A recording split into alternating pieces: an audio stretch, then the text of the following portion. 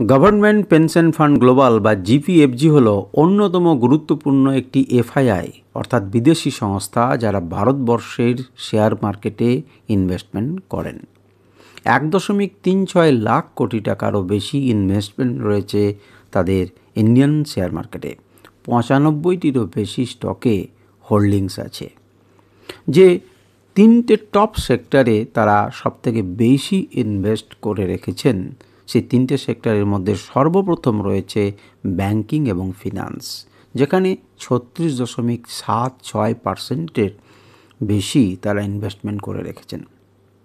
দ্বিতীয় হচ্ছে সফটওয়্যার এবং সার্ভিসেস, যেখানে 14.5% তারা ইনভেস্ট করে রেখেছেন। তৃতীয় রয়েছে ফার্মাসিউটিক্যালস অ্যান্ড বায়োটেকনোলজি, 11.45% তারা ইনভেস্ট করে রেখেছেন এই সেক্টরে। যে সমস্ত টপ সেক্টর 3টে আপনারা শুনলেন, টপ 3টে হোল্ডিং অর্থাৎ কোন স্টকগুলোতে। প্রথম 3টে স্টক, তাদের মধ্যে প্রথম নম্বর হচ্ছে এইচডিএফসি ব্যাঙ্ক।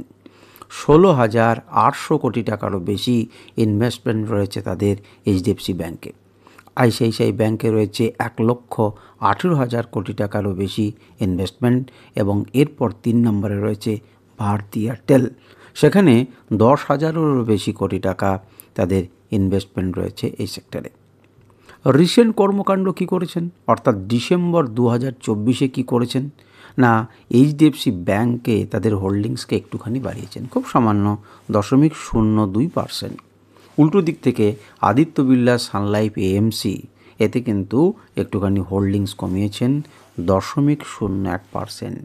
এবং blue jet health care limited, যেখানে তাদের হোল্ডিংসকে 1%-এর নিচে নামিয়ে এনেছেন।